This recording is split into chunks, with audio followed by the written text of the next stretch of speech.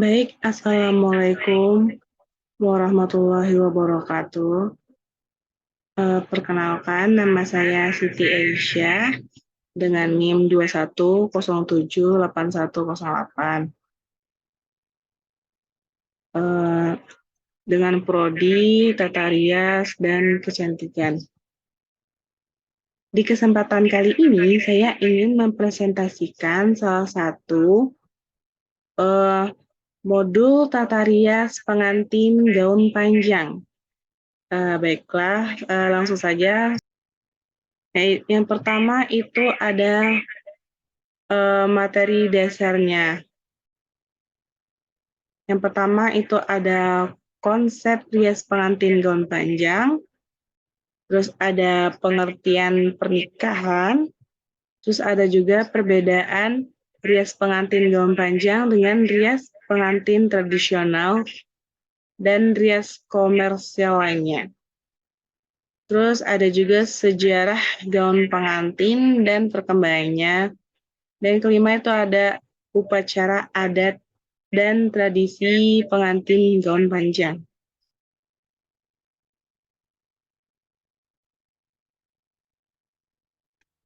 Oke, yang pertama itu ada konsep rias pengantin gaun panjang. Di sini dikatakan ikatan pernikahan merupakan suatu yang dianggap sakral atau suci, sehingga terkadang pernikahan diartikan juga sebuah perayaan cinta, di mana terjadi pengukuhan hubungan antara dua insan, baik secara agama maupun secara hukum. Untuk make up pengantin gaun panjangnya, make up pengantin gaun panjang ini terlihat looknya itu terlihat lebih soft dengan warna-warna yang natural. Setelah itu menggunakan foundation yang ringan dan eyeshadow yang tidak terlalu mengkilap, brown dan lipstick yang tidak menyala atau dengan warna-warna pastel. Berikutnya itu ada tujuan dari tata rias pengantin gaun panjang. Yang pertama itu ada mempercantik wajah. Yang kedua untuk penampilan lebih anggun dan ceria. Yang ketiga itu ada menyesuaikan dengan kesempatan pernikahan. Terus ada juga menyesuaikan dengan pakaian pengantin barat dan melatih keterampilan dalam merias dan membuat sanggul pengantin barat. Selanjutnya itu ada perbedaan rias pengantin gaun panjang dengan rias pengantin tradisional. Di sini pengantin barat disebut pengantin gaun putih yang berarti kesucian, keluguan seorang gadis. Pilihan busana yang digunakan ini berwujud gaun panjang. Riasannya itu menggunakan warna-warna soft dan tidak terlalu mencolok. Sedangkan pengantin tradisional itu memiliki ciri khas masing-masing di setiap daerah, mulai dari busananya, riasannya, terus ornamen-ornamennya kayak seperti suntiang atau ornamen yang lain itu, dan cenderung riasannya itu mencolok atau warnanya itu lebih ngejreng gitu. Terus berikutnya ada sejarah gaun pengantin dan perkembangannya. Di sini pada abad pertengahan, kaum kerajaan dan bangsawan yang menggunakan gaun panjang dengan bahan sutra, satin, beludru, rendah, dan warna-warna gandru atau emas, ungu, dan biru.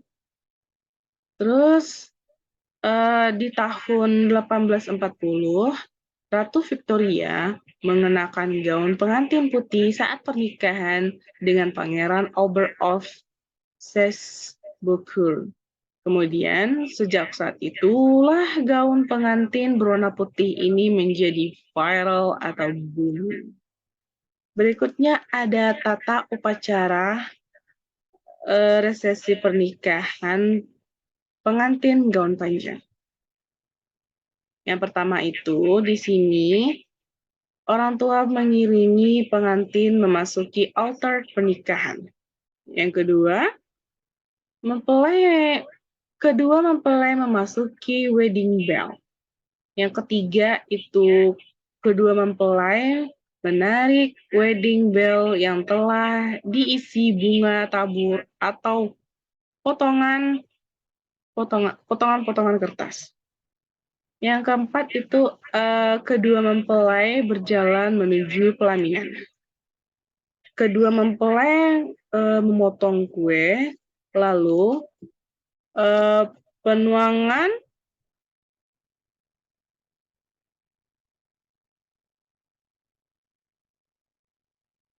setelah itu penuangan candy ke dalam gelas-gelas yang disusun seperti menara. Yang ketujuh itu ada pidato singkat dari pasangan pengantin untuk mengucapkan terima kasih kepada para tamu yang telah hadir. Lalu lemparan bunga tangan pengantin atau hand bouquet menjadi acara puncak proses dari pernikahan ini.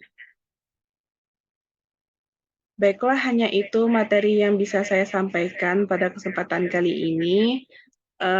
Saya ucapkan terima kasih dan saya minta maaf jika ada kesalahan kata, kekurangan atau kesalahan kata yang saya ucapkan. Saya mohon maaf karena saya masih dalam proses pembelajaran. Sekian, terima kasih. Assalamualaikum warahmatullahi wabarakatuh.